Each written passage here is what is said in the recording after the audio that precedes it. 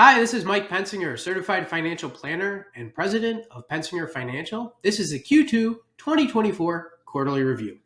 Overall, major stock markets have stayed hot going into summer. And I'm sure you've heard about the stock market making new highs at several points throughout the first half of the year. Let's dive into those markets a bit. Global stocks slowed after their strong start to 2024, with emerging markets leading the pack.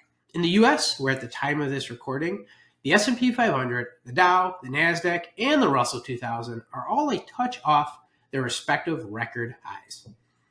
Looking behind the markets for the first half of 24, the Federal Reserve held interest rates steady but revised its outlook for rate cuts amid lowered inflation concerns. Last week, we got news that the CPI, consumer price inflation, for June fell.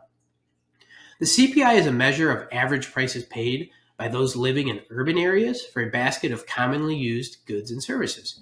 It was the first time in 4 years that consumer prices went down. Fed Chairman Powell said the CPI reading increased the Fed's confidence that inflation is getting under control.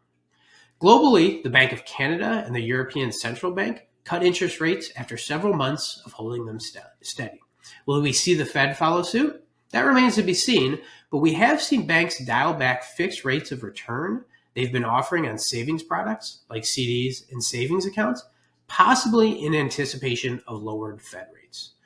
If you have any questions about global market forces, the big picture macro events, and how they impact your plans for retirement, reach out to me at pen-fin.com.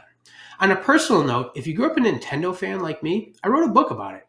It's called Retro 84, One Fan's Love Letter to Nintendo. Check out retro84book.com, and you can purchase it at Amazon in paperback and ebook versions. Thanks for watching.